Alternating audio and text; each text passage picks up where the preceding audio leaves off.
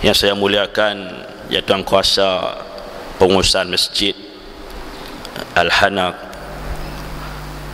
Qaryah Kuah Langkawi, Ashabul Afadil, tuan-tuan guru, alim ulama, para jamaah, ibu-ibu, bapa-bapa muslimin muslimat yang dirahmati Allah.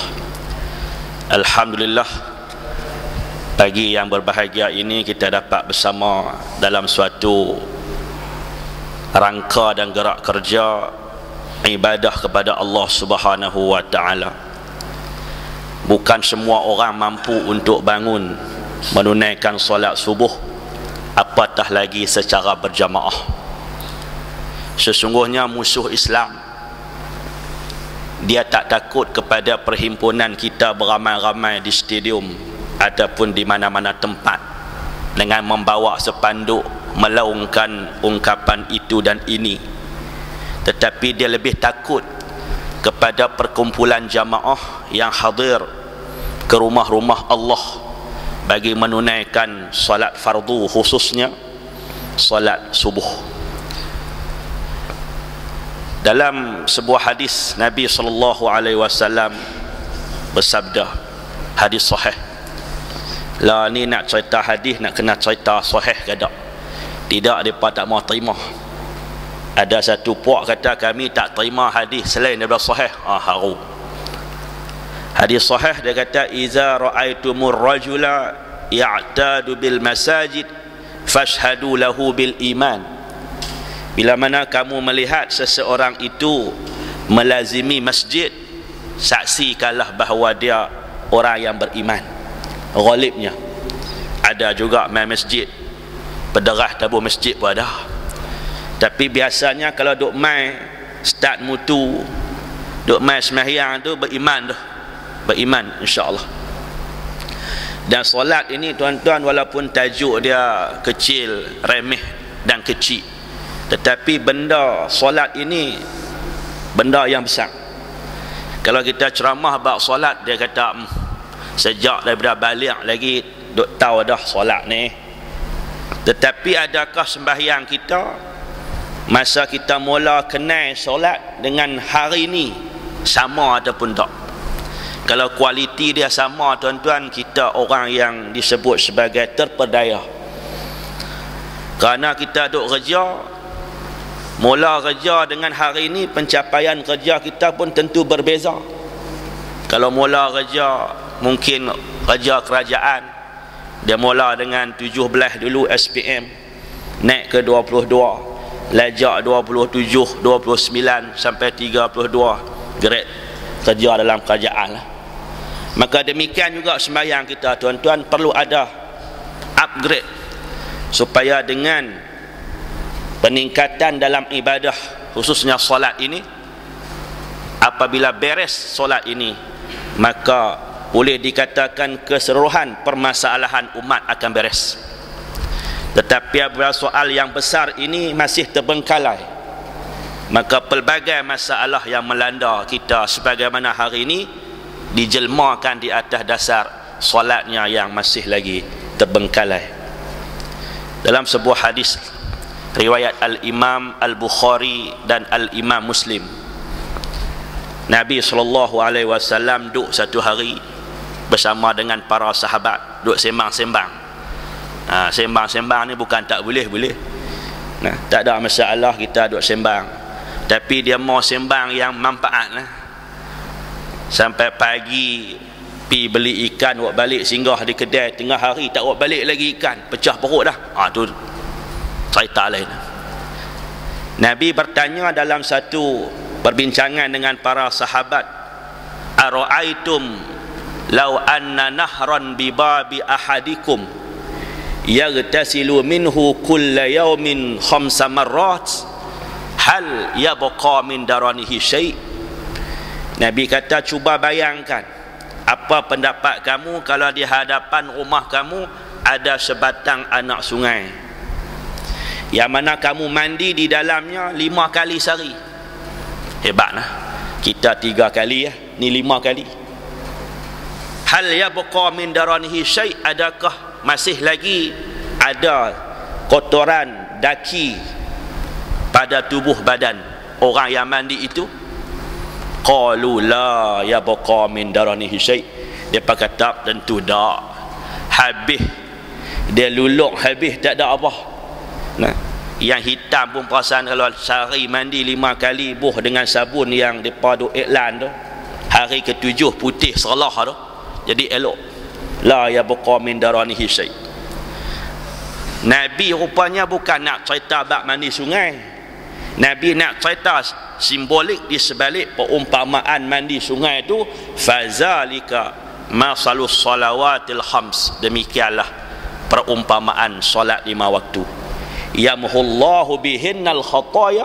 Allah sapu bersih dengan solat 5 waktu ini al khataya, dosa-dosa kamu. Jamak daripada khati'ah, maknanya dosa. Dosa-dosa kecil menurut sebahagian ulama. Dosa besar tak lepas juga, dia berhajat kepada taubat. Faham daripada maksud hadis ini, maka kita memahami bahawa solat ini membawa kepada suatu pengampunan kepada dosa-dosa yang lalu. Dan solat juga kita fahamlah hadis sahih yang lain, khususnya dalam hadis 40 Imam Nawawi, buniyal islamu ala khamsin. Solat ini salah satu daripada rukun Islam yang 5, tu faham belakang. Dan yang ketiganya kita faham daripada hadis man taraka salata muta'ammidan faqad kafara jihara. Siapa dia yang tinggal sembahyang secara sengaja, sesungguhnya dia kafir secara nyata. Hadis ini menunjuk pemisah di antara iman dan kufur itu adalah solat. Walaupun hadis ini ada perbahasannya. Man taraka salata muta'ammidan faqad kafara jihara, kata mazhab Hambali, siapa tinggal sembahyang kafir. Kata mazhab Syafi'i tak kafir lagi, tapi fasik, dosa besar. Fasik ni kalau nak jadi wali nikah nak kena taubat dulu. Sebab tu tuan-tuan imam biasanya sebelum daripada menerima wakil wali tu, dia minta wali tu taubat dulu. Mana tahu sebelum nak akad nikah, nah, si bapa ni pagi tu subuh pun tak sembahyang, haru. Jadi minta taubat dulu. Sembahyang tak apa, sembahyang tu ada azam untuk nak tunai sebagai qada. Maka mazhab kita kata fasik, dosa besar kalau tinggal dengan sengaja. Awak tak sembahyang mak? Dia kata tak apa nak larat, dia dah balik tengok bola badan letih. Fasik.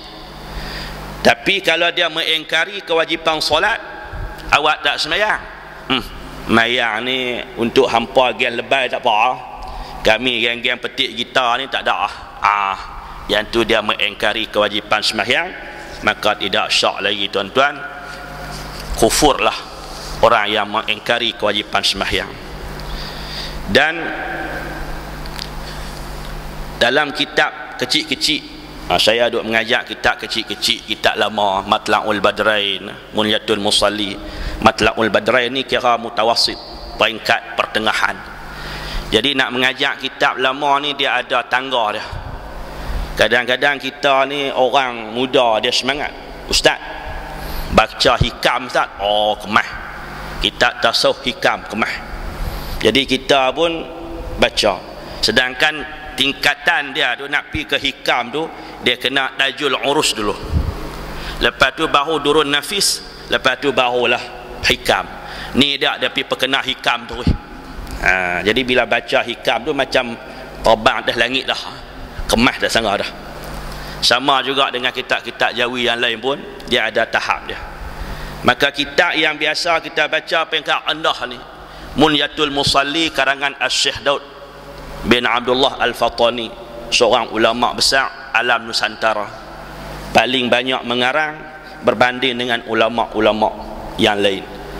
Bermukim di Mekah, hanya 3 kali pulang ke tanah Melayu ataupun Fatani. Yang pertamanya pulang kerana ziarah ahli keluarga dia. Yang kedua katanya pulang kerana nak ambil buah durian di Fatani. Jadi cerita ni daripada Ustaz Wan Muhammad Sohir. Dia seorang pengkaji sejarah ulama Melayu Nusantara, telah pun meninggal dunia, dikebumikan di Kampung Gajah Mati, Pendang, Kedah. Ustaz Wan Muhammad Sohir cerita ketika Syekh Daud duk mengajar di kota Mekah, lalu dia bertanya kepada anak murid dia, ada Melayu, ada Arab, buah apa yang paling sedap? Maka ada pelbagai jawapan daripada murid dia. Maka Tok Arab tanya, murid Arab tanya, buah apa paling sedap Tok Guru? Dia kata buah durian. Lalu Tok Arab ni terus nampak durian. Dulu ni macam lah beza banyak, kita boleh tunjuk gambar lah ni. Adapun buah-buah tu merata jual, walaupun kita tak tanam, kita tak makan, duk ada. Dulu ni tempat mana yang tumbuh, tempat tu lah ada. Pelajar Arab ni dia nak tanya, dia nak tahu mana dia buah durian.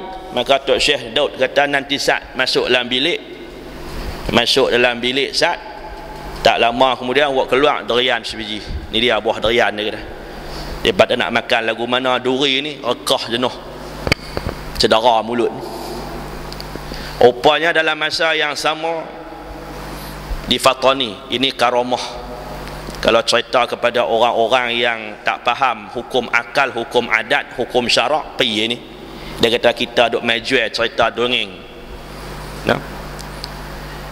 Ketika yang sama di Fatani Darussalam, ada orang yang sedang berjalan di satu dusun keluarga Syekh Daud, nampak Syekh Daud sedang duk kutip buah durian. Lalu dia tak ada nak tegur, sebab dia pun ada hal. Maka petang tu dia pergi tanya dekat ahli keluarga, Tok Syekh balik kah? Tak. Nampak duk kutip buah durian pagi tadi. Tak tak balik lama dah. Dia balik. Ilmu ni itu dipanggil karamah, benda yang pelik yang berlaku kepada para waliullah, maka karamah. Jadi hukum adat tak terima benda ni, sebab dia menyalahi adat. Hukum akal harus pada ilmu Allah Ta'ala. Hukum syarak tak ada masalah. Jadi jangan duk silap antara hukum adat dengan hukum akal. Nah, biasanya kita duk faham hukum akal ni hukum logik. Tak. Hukum akal ni harus, wajib, mustahil, harus. Nah, beza antara hukum akal dengan hukum adat. Maka yang ketiganya, Tok Syekh ni balik untuk berjuang membebaskan umat Islam Fatani daripada penjajahan Kufar Siam. 3 kali ni ya dia balik ke Fatani. Jadi silap banyak bila orang kata ulama-ulama tasawuf ni duk mati dalam keilmuan mereka. Sedangkan ulama seperti Syekh Daud Al-Fatani, Syekh Abdul Samad Al-Falimbani, walaupun mereka ni ulama tasawuf, mengarang kitab-kitab tasawuf, ulama-ulama pondok, tapi mereka lah yang menyebarkan dan memarakkan api perjuangan untuk umat Islam Fatani menentang penjajahan Siam pada tahun 1700 lebih kurang. Nah, Syekh Abdul Samad Al-Falimbani dikatakan kuburnya dicenak, meninggal ketika fi sabilillah, berjuang fi sabilillah menentang kependudukan Siam. Jadi silap kadang-kadang orang nak duk peleceh ulama-ulama lama. Nah, maka kita kena bangkit mempertahankannya, kerana ulama ini warasatul anbiya. Kembali kepada isi kitab Munyatul Musalli. Dalam kitab Munyatul Musalli dicerita, dia kena baca, dia bagi kena muniyah. Makna muniyah ialah idaman, cita-cita. Boleh baca miniyah pun boleh, muniyah atau miniyah. Jangan baca maniyah. Maniyah pi. Maniyah bermakna al-maut. Kalau baca Munyatul Musalli, idaman orang yang bersembahyang. Kalau baca Maniyatul Musalli, mati orang sembahyang. Mati orang sembahyang, nak sembahyang apa? Tengok baca tu pun tahu dah, pernah baca tak kitab lama ataupun tak. Munyatul Musalli dia kata Imam Al-Ghazali rahimahullah membahagikan solat itu kepada dua. Solat dari sudut zahir dan dari sudut batin. Ada solat batin rupanya, tapi yang kita duk faham bila sebut batin ni, tak payah semayang, pakai niat geng ayah pin dan sebagainya. Pi ke mana tak tahulah orang tua tu, ninggal ke tak pun tak tahu. Kalau tuan-tuan ingat, ada seorang ustazah beserta dengan suami dia Hatijah Ali. Depa dua ni orang Al-Azhar ni, mengaji Azhar, ustazah. Satu hari bila dengar kesesatan ayah pin, depa pun pi cadangnya nak berhujah dengan ayah pin. Bila pi, ayah pin kata, duk saat kita minum dulu. Dia awak keluar ayat dia jamu depa dua. Lepas tu depa tu jadi pengikut setia dia pula, sesat pula, punya kemah sihir dia tu. Solat batin saja apa-apa tu. Tetapi yang kita duk mengaji, yang Imam Al-Ghazali rahimahullah sebut, solat batin ini ialah hakikat yang batin. Kalau solat zahirnya, kita duk faham syarat sembahyang, rukun sembahyang, sunat ab'ad dalam sembahyang, sunat hayat dalam sembahyang. Syarat ada berapa? 9. Kalau suruh sebut seorang satu 9 cari tak jumpa, tapi bila sebut, betul yang tu dia menghadap kiblatnya, nutup auratnya, suci hadaah kecil hadaah besarnya, suci daripada najisnya, mengetahui kaifiat sembahyangnya, Islamnya, tamyiz dan sebagainya. 9 perkara syarat sah solat itu. Maka yang tu rupa solat yang zahir. Rukunnya 13 mengikut pendapat Imam An-Nawawi. Manakala Imam Ar-Rafi'i 17 tu dia. 13 susun pun cari tak jumpa, pi tambah 17 punggah. Maka 17 tu kerana Imam Ar-Rafi'i dia mengasingkan di antara tamakninah dengan rukun. Kalau Imam Nawawi biasanya rokok serta tamakninah, i'tidal serta tamakninah, sujud serta tamakninah. Maka Imam Ar-Rafi'i dia mengasingkan rokok satu rukun, tamakninah satu rukun. Yang tu 17 sungguh. 17 sungguh. Tapi hakikat dia yang tu juga. Maka pembahagian rukun ni pula ulama bahagi 2 dan ada setengah bahagi 3. Qalbi, fi'li dan qauli. Setengah bahagi 2 saja, qauli dengan fi'li. Qalbi pi mana? Rukun hati, niat masuk dalam fi'li, sebab niat tu dikira perbuatan hati juga. Bahagi 2 ni pembahagian. 5 rukun qauli, bacaan. Yang pertamanya takbiratul ihram. Mana dia takbiratul ihram? Ni, yang tu bukan takbiratul ihram, yang tu angkat tangan. Takbiratul ihram ialah Allahu Akbar. Kadang-kadang bila kita duk mengajak, saya cikgu sekolah rendah ya, duk mengajak di Puchong, duk buat kursus semayang kat budak-budak. Bukan semayang betul pun. Ada duk tanya yang tak semayang tu, kita ya duk pesoh di sekolah ni. Balik rumah mak pak tak duli pun, mak pak pun tak semayang. Kita panggil mai buat kursus, bagi penerangan apa tak mai, bantuan RM100. Awal tahun pintu pagar sekolah tak buka lagi, mai beratuk lah. Panggil mai nak buat taklimat situ sini, kembes tadi solat sebagainya. Payah nak mai, mak saya kerja, pak saya kerja. Boleh bantuan RM100. PP tu dia ruyuk tu, hutang PIBG pun tak bayar. Kotlah daripada 100 tu dia tolak ambil ustaz RM30 PIBG, dah balik ruyuk itu. Payah. Tapi kita buat juga. Kalau menengah lagi sakan, menengah jenuh kepung. Budak rendah dia tak apa, dia takut juga. Kita suara derah dia pun terempun. Budak menengah jangan. Kita suara derah kereta terbakar boleh jadi. Mutu tayar pancak boleh jadi. Saya sekolah rendah, hingga sikit lah. Yang sekolah menengah duk tengok kawan-kawan tu nampak macam nak berhenti kerja awal. 60 lagu mana dia kata, ustaz Bahasa 45 ni kalau ada habis hutang kami nak berhenti, tak larat dia lah. Pasal apa? Benda-benda lagu ni. Solat. Rukun qauli. Allahu Akbar. Mesti cukup 8 kalimah. Alif lam lam ha, alif kaf ba ra. Kadang-kadang kita tersilap. Kita mematikan Allahu Akbar. Mati ha, hidup ha balik. Biasanya mati bila kiamat baru hidup. Ni dia hidup dah di dunia ni. Allahu Akbar. Jadi 9 huruf pula. Tak sah takbirnya. Dan dalam kitab Madla'ul Badrain, walaupun benda pelik-pelik ni kita boleh mengaji, tapi jangan duk buat walaupun boleh. Guru kami dulu duk pesan, kita mengaji fiqh ni ikut kebiasaan masyarakat yang betul. Jangan duk ubah walaupun boleh. Contohnya takbir kita ni boleh tambah 2 sifat ataupun 1 sifat Allah. Allahul Jalilul Akbar sah. Allahul Jalilul Karimu Akbar sah.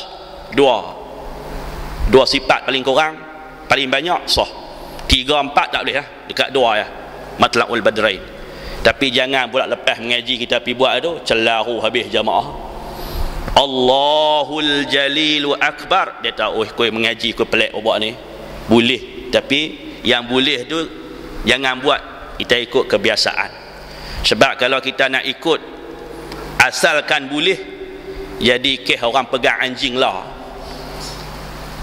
Ustaz-ustaz pun ada yang menyokong, kononnya berdasarkan kepada kebebasan mazhab, sedangkan dia tak faham uruf masyarakat Melayu. Dan kita merasakan ada agenda-agenda di sebalik kempen pegang anjing ni, nak menghakis sensitiviti umat Melayu terhadap kenajisan anjing. Dalam mazhab kita Asy-Syafi'i, anjing najis sama ada hidup ataupun mati. Cumanya dalam mazhab selain Asy-Syafi'i, mereka berbeza pendapat. Ada yang mengatakan najis anjing ini ialah pada ayat liarnya.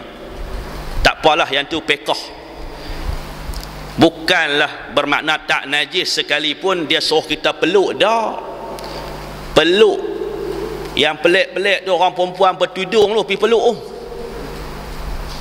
Kita dulu duk suruh orang tutup tudung, tutup kepala tudung. Kira okey lah. Kalau boleh tutup kepala tudung ni okey. Rupa-rupanya tak okey lagi pergi pegang anjing. Haru. Banyak kerja lagi nak kena buat. Bukan kena suruh tutup tudung sama, kena suruh mengaji. Tidak tutup kepala bertudung, tak mengaji pun tak jadi. Dia pegang. Mereka bawa hadis seorang pelacur masuk syurga kerana buat baik kepada anjing. Dia bagi minum ya, bukan dia peluk cium lagu hampa buat. Cukup sekadar kita faham Islam ni agama kasih sayang. Bila mana Nabi SAW bersabda, iza qataltum fa ahsinul qitlah. Bila kamu nak membunuh, perelokkan bunuh. Tu dia kasih sayang dah lah tu. Iza zabahtum fa ahsinul zibhah. Bila kamu nak menyembelih, elokkan penyembelihan. Kita buat korban baru ni duk rasa parang tak berapa nak tajam, boleh ke pergi duk asah depan lembu tu? Tak boleh. Dia tak berakai pun dia ada perasaan. Tu kira kasih sayang dah. Nak lagu mana lagi? Maka ini kita lihat ada agenda nak menghalalkan kehidupan yang liberal. Dah sebelum ni mereka buat pesta arak besar-besaran. Saya orang Selangor, saya tahu, saya duduk sana. Heran juga, nak sambut MB baru ke apa ke buat pesta arak ni. Lepas tu masing-masing duk, tak, kami tak keluar lesen, kami tak keluar lesen majlis, kami tak keluar lesen tempat, kami tak keluar lesen iklan. Tolak hang aku pula.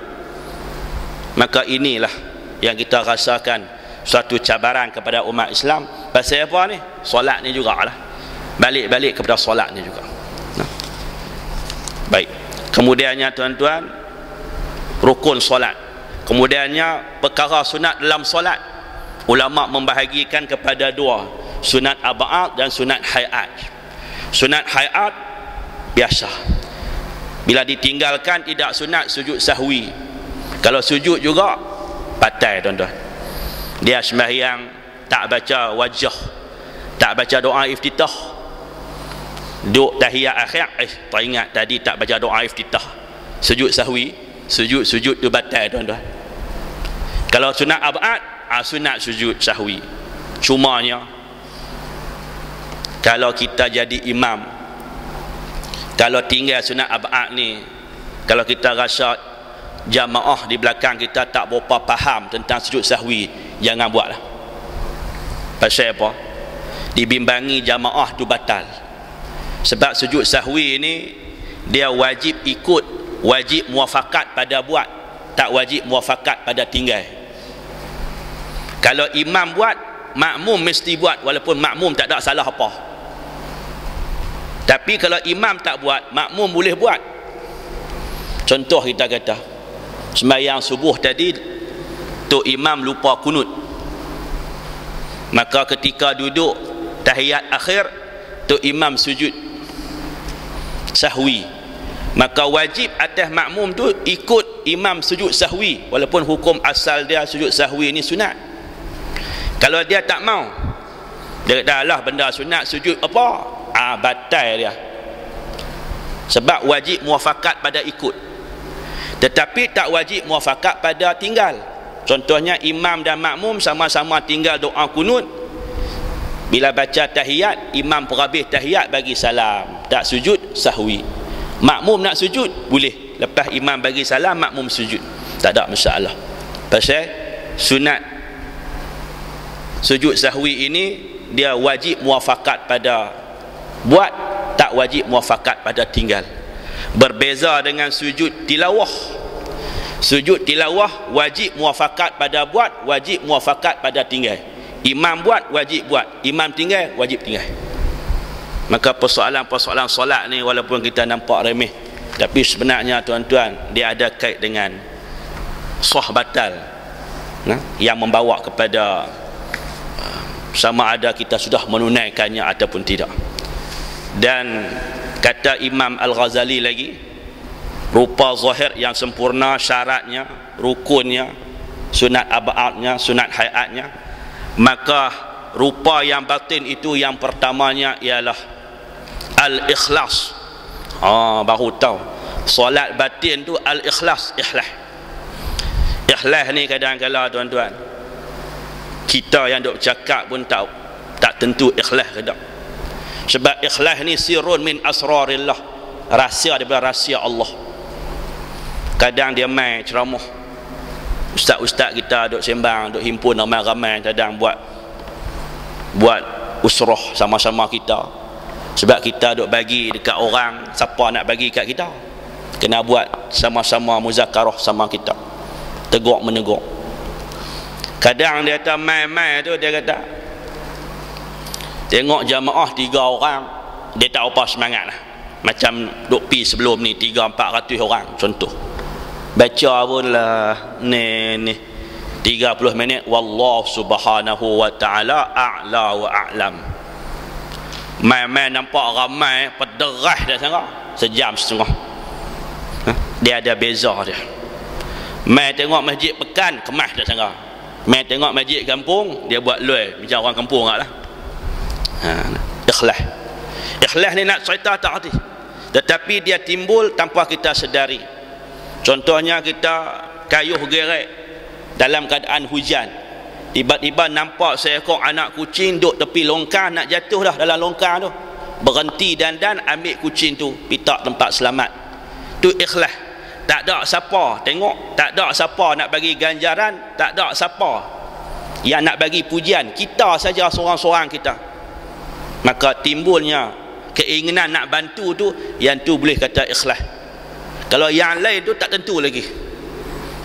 Kerana tu tuan guru kami Syekh Abu Bakar Palestin, Tok Njang Bakar, Pondok Ayat Hitam Kedah,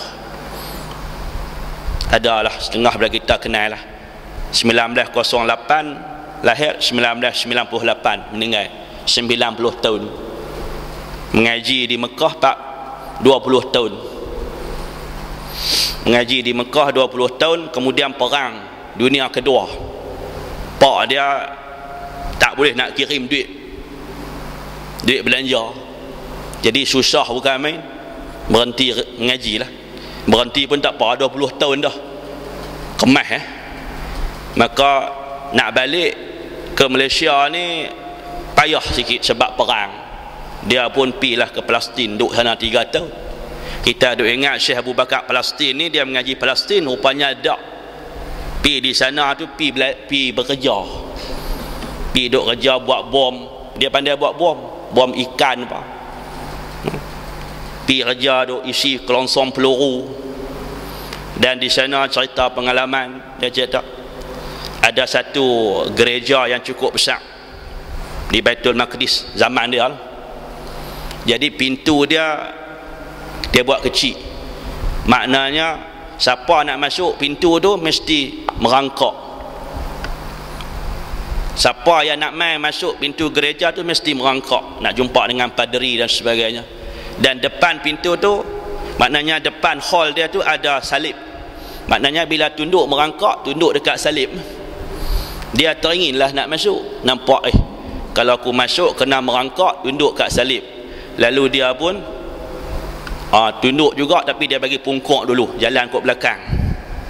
Paderi nampak sepak pungkuk dia, tak jadi dia lah. Tok Guru cerita berapa belas hari, berapa belas malam jalan kaki dari Baitul Maqdis, daripada Mekah ke Baitul Maqdis, hingga makan ayak kencing sendiri, bawa pisau sebilah abang buat kawan. Jumpa dengan Badawi tengah malam. Badawi ni satu perkampungan Badawi pindah randah. Dia bagus depa ada adab Arab lagi, menghormati tetamu, ikramud dhaif. Disembelihnya kambing lalu dijamu kepada Syekh Bakar makan. Kawan berapa hari dah tak jumpa benda makan. Ayak pun kadang-kadang minum ayak kencing makan tak sangka. Dan kenyang baru fikir balik, depa ni tadi nampak cepat sangat sembelih kambing lapah apa ni, depa basuh tangan mula balik. Masa lapak tadi ni makan tak ingat apa, lepas kenyang mula. Esok pagi dia pun pergi cari tengok tangan depa basuh, rupanya tak basuh dah. Melih lapah itu, panggang itu, dia kata tak apa. Di Syekh Bakar ni dia tak pernah sembahyang sunat di masjid, di surau dia tak pernah, dia buat di rumah. Bila orang qomat baru naik jadi imam. Kita pun tanya, rupanya dia takut perbuatan dia tu mengundang rasa tak ikhlas. Jaga teratur. Kalau puasa sunat tak pi dah kenduri, walaupun nak ra'i, takut orang tahu kata dia puasa, mai Tok Guru makan, dia tak boleh makan puasa, bagi tahu kat orang dah. Jaga teratur. Kita orang tak tanya apa khabar, amboi pedih perut ni, jom makan, pedih perut ni, tapi tak boleh makan, awak puasa sunat, puasa hari Arafah contoh. Maka ikhlas ni hakikat yang batin bagi solat satu. Dan yang keduanya khusyuk pun sama juga. Kita boleh cerita kawan saya Profesor Madya Muhammad Nur Hamad, pensyarah di UiTM Shah Alam, duduk buat buku banyak. Dia kata, Syekh, ana nak buat sebuah buku tentang khusyuk dalam sembahyang. Ustaz, khusyuk betul ke doktor? Tanya kat dia. Doktor khusyuk sungguh ke? Ana pun tak khusyuk juga, pergi buat buku pergi. Maknanya hakikat khusyuk tu payah, tapi buat juga. Sekurang-kurangnya nak memperingat sesama kita. Wa zakir fa inna zikra tanfa'ul mu'minin.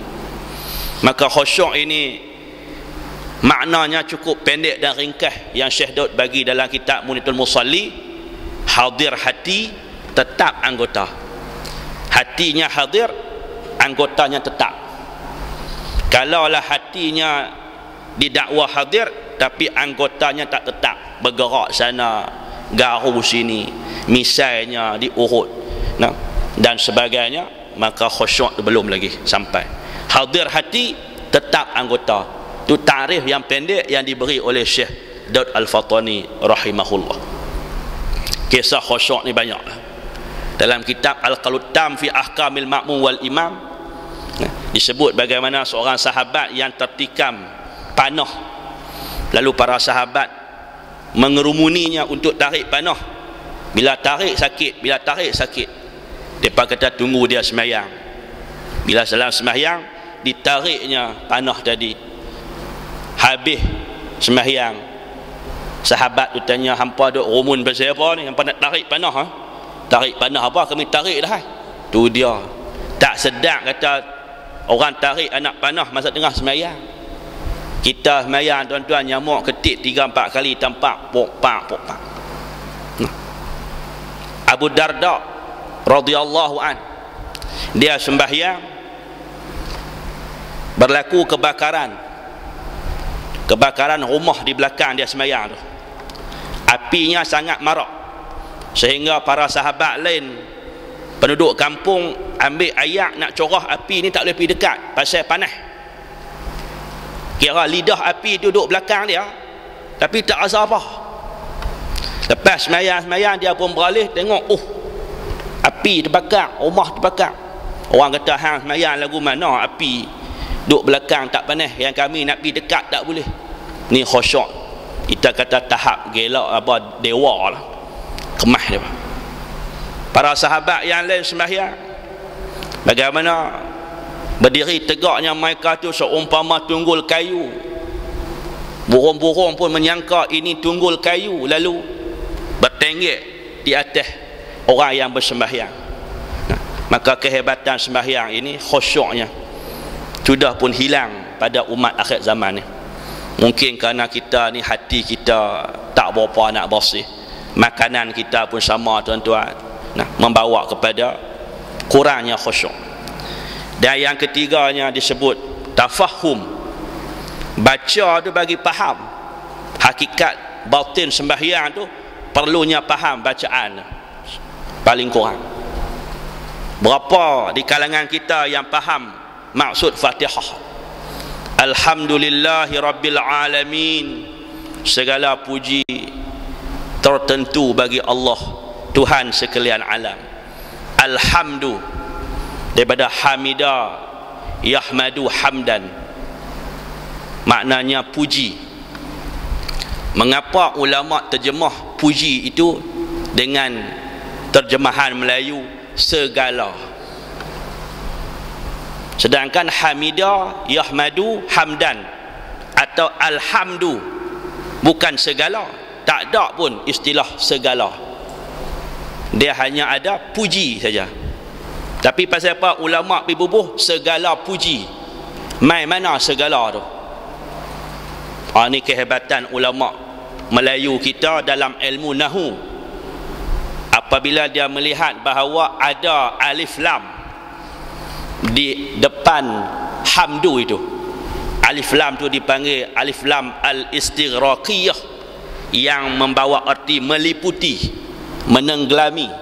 Maknanya segala puji itu tenggelam, menyebabkan kesemua benda puji termasuk dalam dia. Maka tepatlah huraian ulama-ulama usuluddin mengatakan segala puji itu milik Allah, kerana puji itu dibahagi kepada 4 pula. Puji qadim bagi qadim, puji qadim bagi hadis, puji hadis bagi qadim, puji hadis bagi hadis. Hadis ni bukan hadis yang kita duk baca tu, Quran hadis ni. Hadisun, benda baharu. Puji qadim bagi qadim, Allah puji diri dia. Puji qadim bagi hadis, puji Allah kepada baharu makhluk. Sebagaimana Allah puji Nabi, wa innaka la'ala khuluqin azim. Puji makhluk kepada hadis, macam mana kita duk puji Allah? Alhamdulillah, alhamdulillahillazi hadana lihaza. Dan yang keempatnya puji hadis bagi hadis, puji makhluk kepada makhluk. 4 puji ini kembali kepada Allah Ta'ala belakang. Itu dipanggil alhamdulillah. Lam tu apa pula? Li. Lam tu litamlik, membawa arti milik Allah saja, tak ada siapa lain. Rabbil alamin. Nak faham lagu tu, nak bagi dapat khusyuk ni, tak ada apa. Nah, kita baca tu tak pi kira tajwid apa lagi. Nah, jadi dia banyak benda. Maka perkara ni walaupun kita rasa remeh, walaupun sudah usia kita ni kita kata peringkat ranum lah, tapi kita kena memperbaharuinya setiap masa. Kerana solat ini hebat tuan-tuan, solat hebat. Kata Huzaifah Ibn Yaman, Huzaifah ni sahabat Nabi, setiap usaha sulit. Dalam tangan dia ni ada senarai nama-nama munafikin Madinah. Dia tahu mana munafik, dia tahu mana mukmin, mana Islam. Yang biasa mana dia orang yang benar-benar beriman. Sayyidina Umar minta senarai tu, mai checklist. Dia tak bagi. Orang secara sulit ni orang amanah. Sayyidina Umar tanya, dalam senarai tu ada tak nama aku? Tu dia Sayyidina Umar. Dalam senarai munafikin tu ada tak nama aku? Oh dia. Masih ragu dia tu. Kita ada aku ahli syurga sah. Maka perkara pertama kata Huzaifah Ibn Yaman yang akan hilang daripada agama ini adalah khusyuk. Dan yang terakhir akan hilang daripada kehidupan kamu adalah solat. Maka benda ni dalam kitab Syekh Osman Jalaluddin, ulama pondok penanti yang meninggal di Mekah, dia bubuh asyratus sa'ah, tanda-tanda akhir zaman ni, 40 tanda akhir zaman ni. Ke-40 tu berlaku belakang dah, tinggal lagi alamat besar. Maka perkara yang hilang kata Huzaifah Ibn Yaman adalah khusyuk dalam sembahyang, dan membawa kepada hilangnya sembahyang lepas tu. Maka berapa ramai yang kamu lihat sembahyang tetapi hatinya pergi ke arah lain, kata Huzaifah Ibn Yaman. Sedangkan dia kata dalam sembahyang itu ada beberapa perkara yang Allah janji pada kita. Dalam surah Al-Mu'minun ayat 1 hingga 2 sampai pukul berapa dah, dia ceramah ni, dia ada bila panjang audien tengok 3 muka. Yang pertama muka penceramah, dia kata tak boleh berhenti lagi kah, hujan pun tahu seriat tu. Nombor 2 muka jam, pukul 7 dah ada lajak ni, hari ni dah hari raya. Nombor 3 muka pintu, 3 tu tak apa, kita berhenti 7 suku dah boleh buat no, 7 suku jadi ikut no. Kalau nak berhenti lah pun tak apa, kita boleh berhenti mengejut, soft landing pun boleh, berhenti mengejut pun boleh.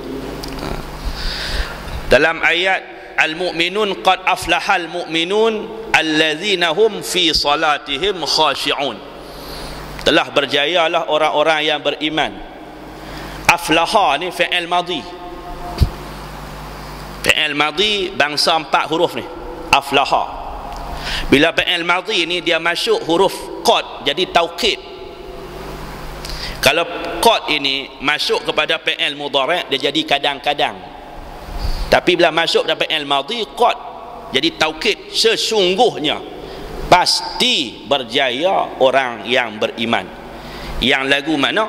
Allazina hum fi salatihim khashi'un, yang solatnya itu khusyuk. Dan disebut lagi solat yang khusyuk beserta dengan solat yang senantiasa tetap dan istiqamah kita mengerjakan dalam waktu dia, mengeluarkan kita daripada sifat yang Allah sebut, innal insana khuliqa halu'a, manusia ni dicipta dalam keadaan terburu-buru. Iza massahu syarru jazu'a, bila mana dia kena benda-benda musibah ni dia cepat keluh kesah. Wa iza massahul khairu, bila mana dia dapat benda yang baik tu manu'a, kedekut pula. Tetapi Allah bawa istisna, pengecualian, illal musallin, melainkan orang-orang yang sembahyang. Perangai ni tak ada. Lagu mana? Allazina hum ala salatihim daimun, orang yang istiqamah dalam solatnya itu. Itu 2. Dan yang ketiga surah Al-Ankabut, ayat ni ayat masyhur, wa aqimis salah inna salata tanha 'anil fahsya'i wal munkar. dirikanlah sembahyang, sesungguhnya sembahyang itu dapat mencegah perbuatan keji dan mungkar. Pasal apa Allah Ta'ala guna dua kalimah yang seolah-olah sama, al-fahsya' al-munkar. Fahsya' dengan munkar ni sama tang mana? Sama tang kalau kita buat boleh dosa, tu sama. Tapi Allah nak detail lagi, kata sembahyang ni ada hebat dia. Al-fahsya' ni maknanya perkara-perkara yang membawa kepada dosa besar, tu fahsya'. Zina, mencuri, merompak dan sebagainya. Manakala al-munkar ni ialah kejahatan yang jenis kecil-kecil, yang tak bawa kepada besar, tapi boleh jadi melarat kepada besar. Maknanya bila sembahyang ni dosa perkara kecil pun dia dapat cegah, perkara besar pun dapat cegah. Maka berkata anak murid kepada Hasan Al-Basri rahimahullah, kami sembahyang, nahnu nusalli, tetapi di kalangan kami masih ada lagi yang mengerjakan kemungkaran dan fahsya. Apa pandangan Tok Guru? Maka dia balik kepada cerita tadi awal jadi ni, solat itu ada rupa yang zahirnya dan rupa yang batinnya. Mungkin kamu hanya meneliti perkara yang zahir, tetapi kamu mengabaikan perkara yang batin. Dan boleh jadi kamu hanya menumpu kepada batin, zahirnya kamu abai. Duk kira nak khusyuk, mi ayat sembahyang, muka pun basuh tak rata. Basuh sini, sini bukan muka, ni nama domoi. Boleh jadi. Maka dengan 3 ayat tadi saya rasa cukuplah tazkirah ringkas kita pada pagi yang berbahagia ini. Mudah-mudahan sedikit sebanyak perkongsian kita dapat menjadikan amal ibadah kita, khususnya solat, lebih berkualiti dan dapat menjadikan kita insan yang diterima solatnya. Saya duduk di sini mulanya nak main jalan ya, cuti sekolah seminggu. Mereka bagi cuti Dipawali seminggu di Selangor, cuti raya haji 3 hari, bela orang lain. Tapi kena ganti balik lah, hari Sabtu kena pergi sekolah, tak apalah. Seminggu balik mai duk ingat nak pergi mana, jom pergi Langkawi ajak orang perempuan. Udahnya kau habaq kat kawan kata nak pergi Langkawi, dia patok mai ceramah mai pergi. Duk mai dah, dia patok nak hatok, saya tak habaq kat orang. Kali ni habaq dia mai. Lepas tu dia sebab depan tu dia pabuh nama PU pula, pencetus ummah. Bukan ada apa pun naknya, sama ustaz biasa ya. Gelaran-gelaran lah ni kadang-kadang tak padan dengan tuan yang nak bawa tu. Kadang-kadang dipanggil ustaz ni murabbi, sedangkan syarat murabbi itu tak cukup. Sembahyang jamaah pun tak murabbi tu. Orang duk azan, dia duk sembang di kedai kopi lagi, di tangan tu ada rokok Benson and Hedges lagi. Murabbi apa tu? Bila orang panggil murabbi, murabbi ya. Nah, murabbi, mursyid sebagainya. Macam kami juga lah, pencetus ummah musim pertama. Tak ada cetus apa pun, cuma lepas keluar daripada tu masing-masing bawa. Yang dulu orang panggil ceramah mudah, lah ni payah sikit lah. PA ada. Bila kita nak sembang panggil ceramah, berapa boleh bayar, tu ada. No? Kita tak ada apa, kita guru biasa ya. PU. Dan musim yang kedua ni dah hampir bermula lah. Katanya hebat lagi, peserta yang muda 18 tahun. Sebelum ni musim kami peserta yang muda 20 tahun. Rahmat Ihsan, memang rahmat sungguh budak tu, boleh pergi merata. Raya baru ni duduk di Sudan, duduk pergi agih daging korban dekat orang Sudan. Jadi bagus jugalah pendekatan dakwah, cara baru. Cumanya bagi orang yang duk biasa kilik kitab, dia tak suka lah, pasal bercampur banyak, nak kena menyanyi. Saya tak pandai menyanyi, tu kena singkir awal, minggu ketiga singkir dah, dia kena pandai menyanyi. Ustaz Syahul mula tu tak mau menyanyi, lepas tu kena duk 3 tercorot, lah dia pun menyanyi juga. Buh di Kiak Barat, ni Borea Pulau Pinang, dan nombor 1, rupanya dia pamau lagu tu. Cuma bila kita keluar tak apa, bawa cara kita lah kot mana pun. Jadi masing-masing lah. nak tarik orang ni, ada orang suka cara tu, ada orang suka cara mengaji kitab talaqi sungguh macam-macam. Janji kita kata amal ibadah kita ni diterima oleh Allah Subhanahu wa taala. Sekian saja tuan-tuan. Wallahu subhanahu wa ta'ala a'la wa a'lam. A'udzu billahi minasyaitonir rajim. Bismillahirrahmanirrahim. Alhamdulillahi rabbil alamin. Wassalatu wassalamu ala asyrafil mursalin wa ala alihi wa sahbihi ajma'in. Allahumma hdina bihudak waj'alna mimman yusari'u fi ridak ولا تولنا وليا سواك ولا تجعلنا ممن خالف أمرك وعصاك وحسبنا الله ونعم الوكيل ولا حول ولا قوة إلا بالله العلي العظيم وصلى الله على سيدنا محمد وعلى آله وصحبه وسلم والحمد لله رب العالمين.